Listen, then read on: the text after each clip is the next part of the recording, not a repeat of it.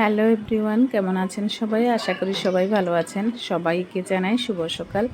আসলে আমাদের গৃহিণীদের সকালবেলা ঘুম থেকে উঠলেই রান্নার আয়োজন করতে হয়, কী রান্না করতে হবে সেটাই মাথায় থাকে।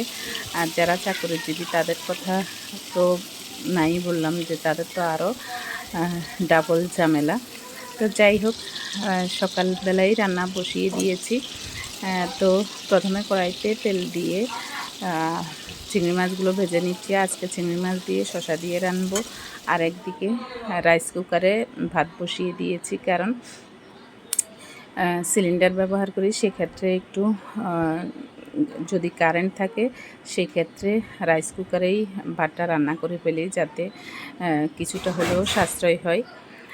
তো এ পাশে চিংড়ি মাছ ভাজা হয়ে গিয়েছে। এখানে তেলের সম্বাদ দিয়ে শসাগুলো দিয়ে দিচ্ছি, এবং শসাগুলো ভালোভাবে কষিয়ে এরপরে চিংড়ি মাছ দিয়ে দেব। তো এখানে শসাতে দিয়ে দিয়েছি লবণ, দিয়ে দিয়েছি, এরপরে হলুদ এবং কাঁচা মরিচ বাটা ছিল, সেই কাঁচা মরিচ বাটা দিয়ে আজকে শসা রান্না করব।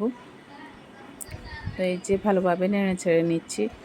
এবং আসলে আমরা গৃহিণীদের যে অবস্থা, রাত থেকেই পরিকল্পনা করতে হয় পরের দিন কী রান্না করতে হবে, এবং সেই অনুযায়ী রান্না বসাতে হয়, করতে হয়। হাজারো কাজের মধ্যে রান্নার কাজটাও কমপ্লিট করতে হয়। তো এই তো কষানো হয়ে গিয়েছে। চিংড়ি মাছগুলো দিয়ে আবার ভালোভাবে নেড়ে চেড়ে এখন জল দিয়ে দিব, এবং এক পাশে ভাতটাও দেখছি বারবার যে ভাত হয়েছে কিনা। তো যেটা বলছি, আসলে কাজের মধ্যে থাকলে সেক্ষেত্রেও সময়টাও যায়, আবার ভালো লাগে।